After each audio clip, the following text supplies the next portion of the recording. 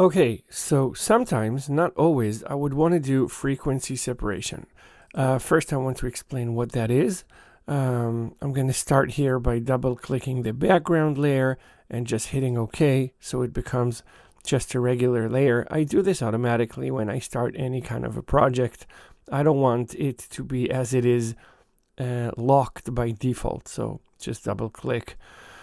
Anyway, I'm going to make this bigger. I want to focus on the face here. I'm going to Alt or Option and then scroll to make it bigger. And then I'm looking at the face here. The thing is this, frequency separation works on the pigmentation and the different shades that are under the top layer of the skin. I know, let me explain. As you can see here, the top layer of the skin has wrinkles and pores, and under that there is what is called like pigmentation. Take a look here. You see that the light is actually coming from like the right side of her face, but you can see that here it's a little bit more highlighted, and here it's a little bit less, and here it's more, less, and then here, actually, when you take a deeper look in here, that you can also see that there's subtle differences. You can see that here is a little bit darker and here is a little bit lighter, okay?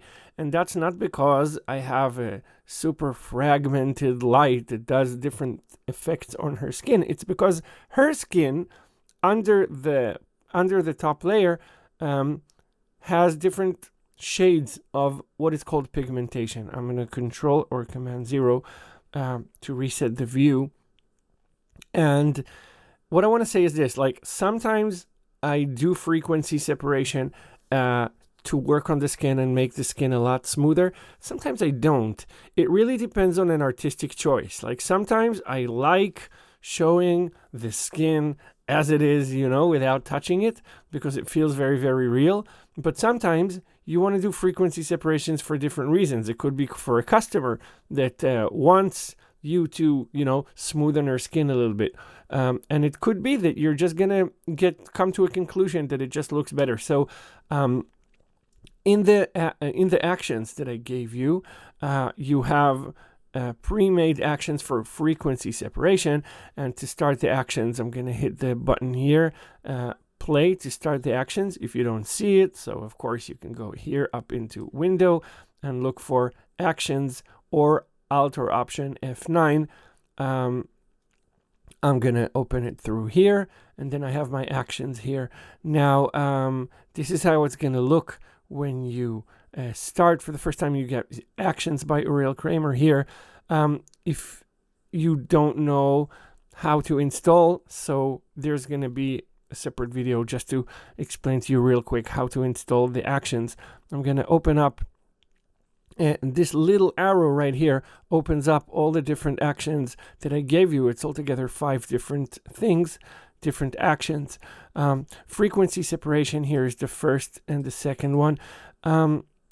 Between 16 and 8-bit, you can choose. Very, very simple. Without being very technical, I'm going to show you that if you look here, you're going to see that it says RGB/16.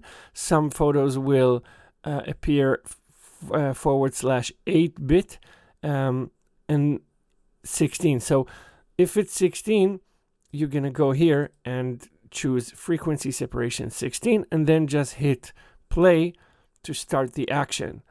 Now, as you can see, it's going to make the photo a little bit more blurry, and it turned my cursor into a square. You see the square? I'm going to click around here, around her forehead, and I'm going to take the radius of the blurriness, and I'm going to take it down to 0. Now you see the skin as it is.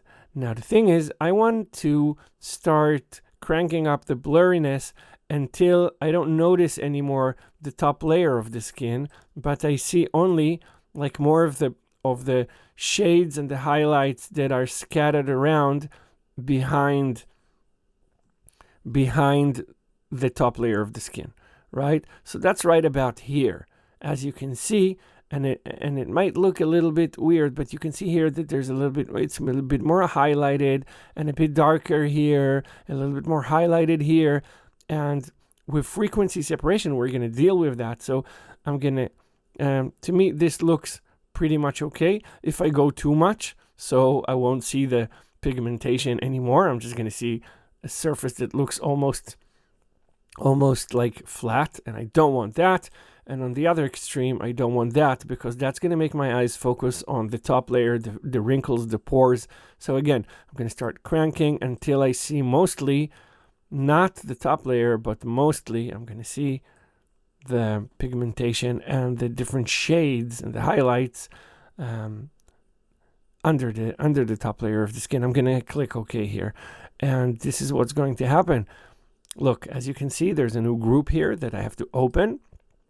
And very simple, I'm going to go the high frequency layer and I'm going to turn it off. All right. As you can see, the picture is a little bit blurrier now. I'm going to zoom on her face by Alt or Option and then scrolling. And as you can see, it's blurry.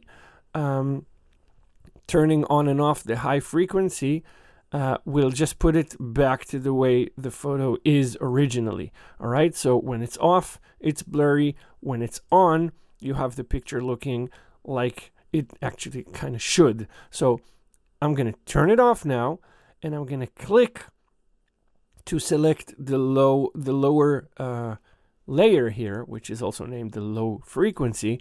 And then I'm going to go to here, and I'm going to open up the remove tool. And the only thing I want you to make sure is, actually, I don't want AI to be involved in this particular example. So I'm just going to open up the mode here and make sure the generative AI is off. And now I can begin. So I'm going to Option scroll to make the face bigger, and then I'm going to take the remove tool and start working. Alt or Option, and then I move the cursor left or right to make it bigger or smaller. And it could be a good idea now to turn off the keystroke highlights so you can see, the cursor highlights, so you can see what I'm doing without this program that's helping to show the cursor. Now, okay, you see the skin. You see that, for example, here is a little bit lighter. You see that? You see that here? You know what? Let's take this area, just so it'll be even more clear. You see how this area is just a little bit lighter than this area? So I'm just going to take the remove tool and just draw a line here. And poof, it's gone.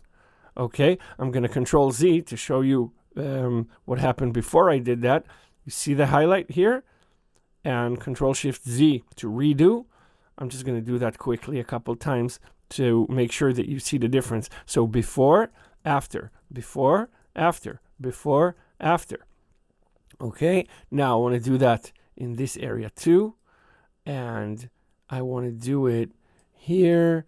I want to do it here, and I want to go through this whole area here, which is a little bit darker, and I'm going to do it a little bit here and here and here, and see what I'm actually doing is going to an area which is different from the area surrounding it. Okay, another example, see this area here, which is a little bit more highlighted.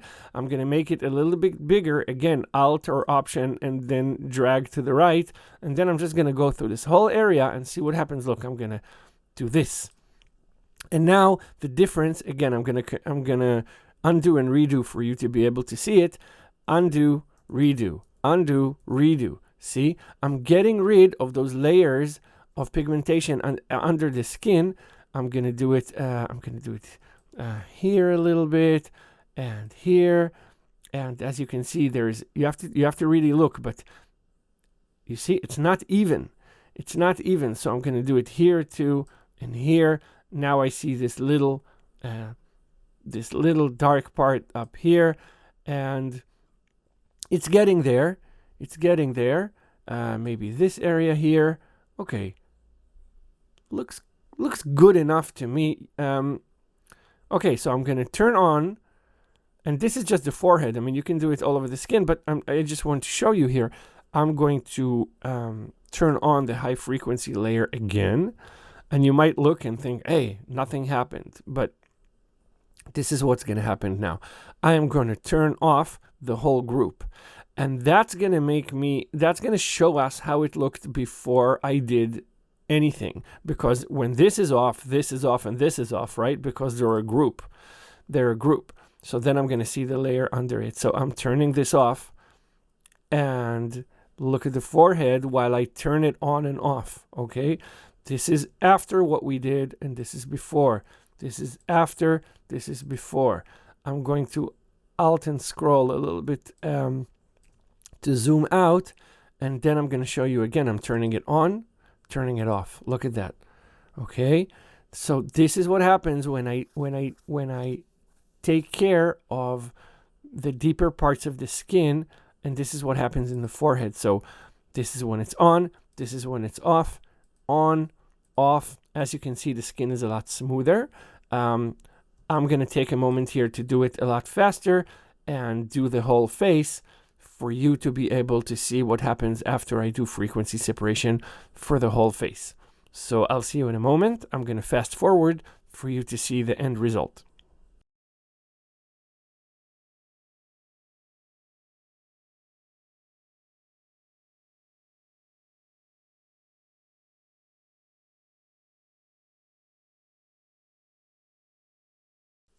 Okay, so I'm back now. I'm gonna minimize here the actions window, and then I'm just gonna show you. I'm gonna turn off the frequency separation and show you how the original photo looked like. So this is before, and this is after. I'm gonna make it bigger now and do the same thing again. This is before, and this is after. I'm going deeper again one more time to show you, and this is before and this is after. Check out the chin and the sides and the forehead. Okay, this is what frequency separation does. It almost doesn't touch the top layer of the skin, but what it does is goes under, and then you're left with the same texture of the skin, but it removes the different pigmentation outside. So if there is an extreme shadow or an extreme highlight, it smoothens everything out.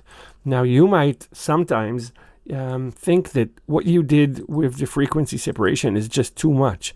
So that's very, very easy. All you have to do is select this layer, and then you have the opacity here. What I'm going to do now is actually give you an example of course you can reduce it from 100 to 80 and then go down to 60 and see how it works for you. But what I want to show you is that sometimes I like doing a different method. I actually like going to 0 and then start adding. So I'm going to go 10 here that I can put in, and then I'm just going to drag. And then I'm just dragging a little bit to add more and more until I feel that this is what I want. So for me, 80% this time is enough. Maybe I don't want 100%. Maybe I want to keep it real a little bit, maybe. So yeah, I'm gonna keep it on 80. But still, if I turn on and off the frequency separation group, so this is before and this is after. Okay, that was a frequency separation. And then we can move on to the next lesson.